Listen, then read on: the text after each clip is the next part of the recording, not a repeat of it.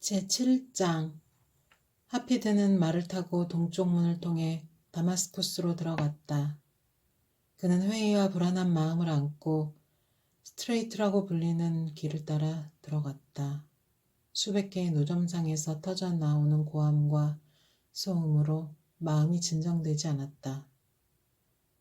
파트로스의 막강한 카라반과 함께 큰 도시에 당도하던 때와 보호받지 못하는 외로운 신세가 된 지금의 심정은 전혀 다른 것이었다. 거리의 상인들은 사방에서 물건을 들고 나와 옆의 상인보다 더 큰 소리로 고함을 질러대며 그에게 달려들었다. 국악, 구리세공점, 금은방, 가구상, 포목점, 목공소들이 총총히 박혀있는 상점들을 지날 때는 상인들이 면전에다 손을 뻗치면서 동정표를 구하려고 아우성이었다. 다만 그의 바로 앞 마을의 서쪽 경계 너머에 있는 헤르몬산만이 한여름에도 불구하고 꼭대기에 여전히 하얀 눈을 덮은 채 인내와 관용으로 시장의 불협화음을 지켜보는 듯 하였다. 하피드는 그 유명한 시장 골목을 벗어나 물어 마침내 모스카라는 여인숙에 찾아들었다. 방이 깨끗해서 한 달치 방세를 미리 지불하고는 집주인 안토닌과 곧 친하게 되었다. 그는 여인숙 뒤에 있는 마구간에 말을 묶어놓고 바라다 강물로 목욕을 한 후 방으로 돌아왔다. 그는 작은 편백나무 괴짝을 침대 밑에 내려놓고 가죽끈을 풀기 시작했다.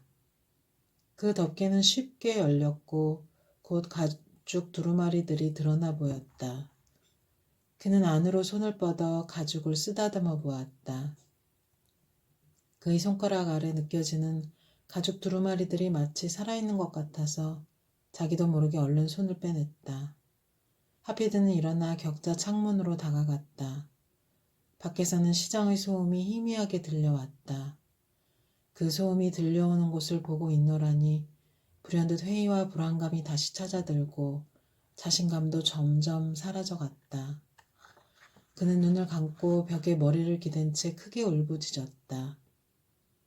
나같이 미천한 낙타지기가 길거리 사나운 상인들 사이를 지나갈 용기조차 없는 겁쟁이가 세상에서 가장 위대한 상인이 되겠다는 꿈을 꾸다니 얼마나 황당한 일이란 말이냐.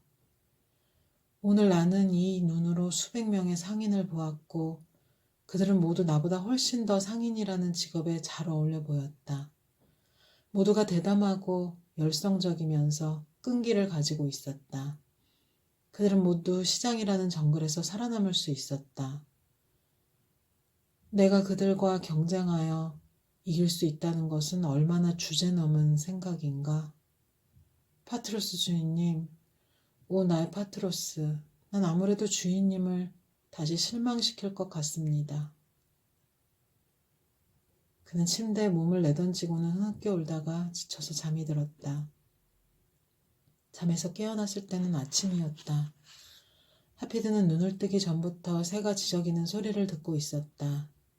그는 일어나 앉아 괴짝이 열린 뚜껑에 앉아있는 참새 한 마리를 물끄러미 바라보다가 벌떡 일어서서 창문으로 다가갔다.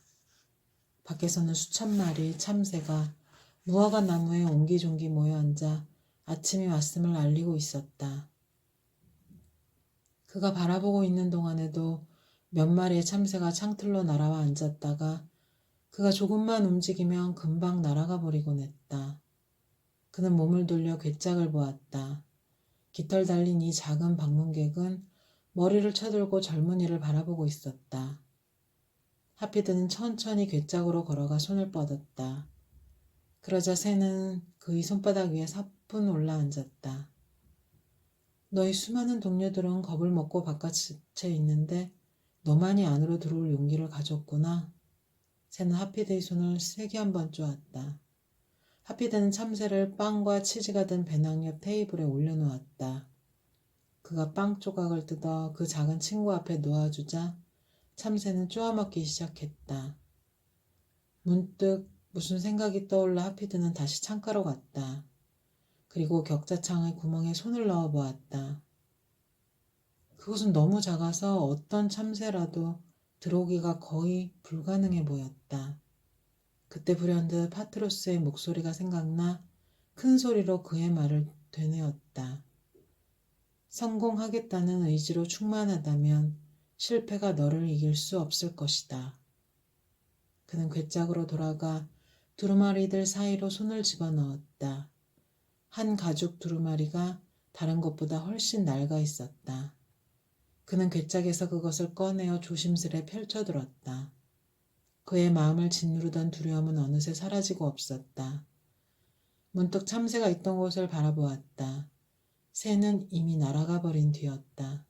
단지 빵과 치즈 부스러기만이 용기 있는 작은 새의 방문이 있었음을 일깨워줄 뿐이었다. 하피드는 두루마리를 유심히 살펴보았다. 그것의 앞머리에는 첫 번째 두루마리라고 쓰여 있었다. 그는 읽어 내려가기 시작했다.